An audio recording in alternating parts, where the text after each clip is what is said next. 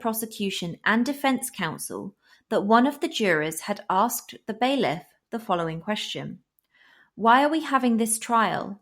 The grand jury indicted them." The trial judge called the jurors to the bench and explained to them that the grand jury is a secret process where the burden of proof is much lower, that the indictment is not to be considered as evidence, and that the grand jury process is just an initiating step to start the trial process. The juror remarked that he had just wanted the position clarified and was then allowed to return to the panel. The defense made an application for a mistrial, which the trial judge denied, saying that a mistrial should only be granted where there is a manifest necessity for such an action or an urgent or real necessity. The Supreme Court held that the juror's one question did not deprive Bill of a fair trial. The court stated that Bill had failed to show the trial judge abused his discretion in denying the motion for mistrial. There was therefore no error. The Supreme Court concluded that there was such prejudice against Bill Major to warrant a retrial. The issues they had with the first trial, were the admission of Major's prior bad acts, the wrongful admission of evidence relating to Major's sexual abuse of his daughter, the wrongful admission of evidence relating to his marriages and the abandonment of a child, and the final issue they had was the wrongful admission of firearms that were unrelated to the crime. The judgment of conviction and the sentence imposed were therefore reversed by the Supreme Court, and the case was sent back to the Boone Circuit Court for a new trial.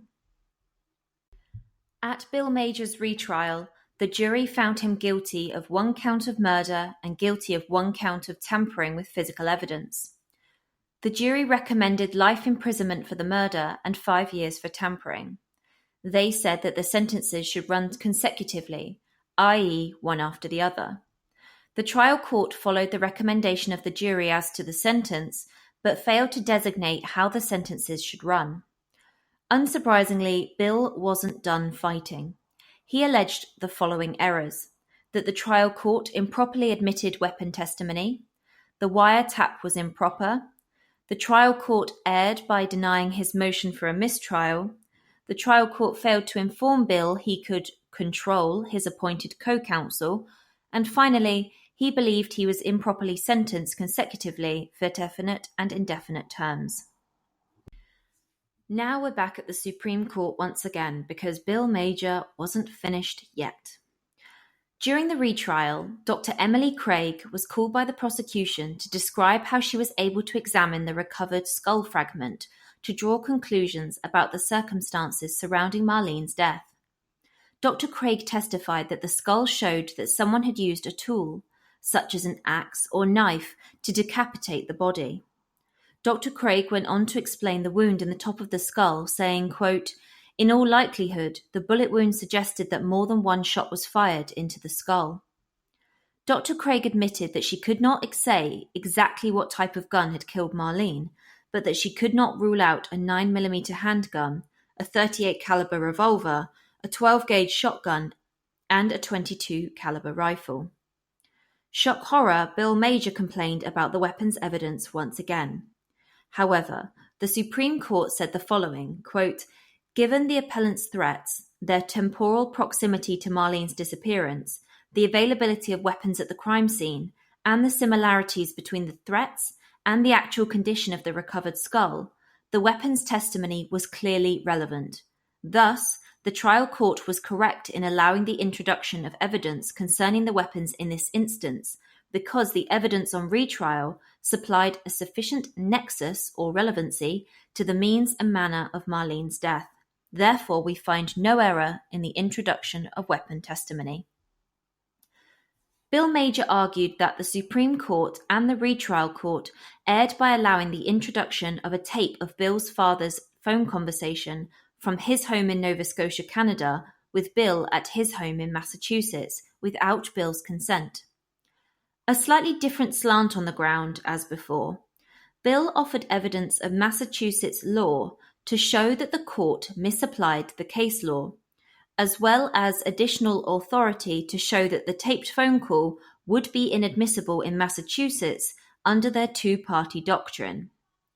During his argument, Bill accepted that in Nova Scotia, from where the call was placed, there was a one-party consent rule, as in Kentucky. Bill Major tried to argue that Massachusetts had the most significant relationship to the taped phone conversation because Major was, at the time, living in Massachusetts. However, the Supreme Court was having none of it. The Supreme Court pointed out that at the time of Marlene's death, both she and Bill were Kentucky residents. According to Bill, her death occurred in Kentucky, and the skull fragment was also found in Kentucky. Bill transferred the alleged murder weapons in Kentucky to another Kentucky resident, Trini Bryce. The sexual abuse of Donald began in Kentucky, which was advanced by the prosecution as a possible motive for Marlene's murder. Law enforcement officers who approached James Major to ask if he would participate in the taping of the phone conversation were from Kentucky and were involved in the Kentucky investigation. The taped telephone conversation was intercepted in Nova Scotia, Canada, not in Massachusetts, with James Major's permission. And, as Bill accepted, Nova Scotia, like Kentucky, allowed taping with one-party consent. The Supreme Court therefore concluded that the application of Kentucky law was justified and the telephone conversation was properly admitted. I don't think I've ever said the word Kentucky so much in my life. I feel like Bill Major is just the king of complaining. I know that's a bold statement, but he just doesn't stop. Another ground of appeal was that the trial court erred by failing to allow him, quote, complete control of his defense and co-counsel. I don't even know what that means.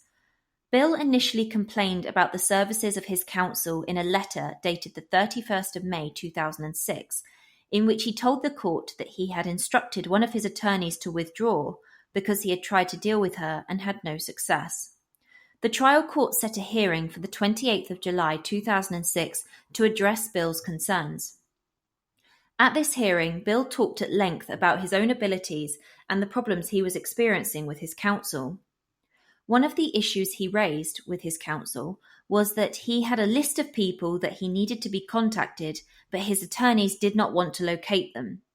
He also wanted a particular attorney to represent him who had since been transferred to Kenton County, and he was upset that a receptionist had been rude to him, so he refused to call his attorney's office at all. The trial court did not enter a finding, but instead asked Bill to share his feelings with his counsel and to trust his attorneys because they were excellent at their jobs. I don't think this will be surprising to you listeners, but the prosecution requested an evaluation by the Kentucky Correctional Psychiatric Center, or KCPC, due to increasing concerns about Bill Major's competency. Bill's own counsel agreed that such a hearing was needed, stating that they had concerns about their client's competency, including his competency to assist counsel or to put forward a defense. A hearing was therefore listed for the 3rd of May 2007. During the hearing, the KCPC psychiatrist who assessed Bill Major, Dr. Timothy Allen, reported that Bill's ability to process and analyze information was slow, but he possessed average intellectual functioning with a 107 verbal IQ and a 110 overall, and appeared to have a good memory. He went on to say something quite interesting though. Following a stroke Bill suffered in 1995, he was effectively missing the center 2/3 of the right side of his brain. According to Dr. Allen, this is the side of the brain that controls memory, emotion, speech, artistic expression, free thinking, the rhythm and tone of the speech, and, according to some scientists, it controls an individual's ability to tell the truth. In Bill Major's brain, it seemed that the center 2/3 of the right side of his brain had died, were reabsorbed, and replaced by fluid. The left side of his brain was unaffected. This is the side responsible for cognitive functions, problem solving, understanding, and word recognition. Bill Major had tried to claim that he couldn't remember events which took place before 1995 when he had his stroke. But Dr. Allen discounted this, saying there was no evidence of any memory dysfunction. Dr. Allen said that Major knew details of his case to an exhaustive degree. He knew statutes and rules of law. He knew what evidence should and should not be admitted.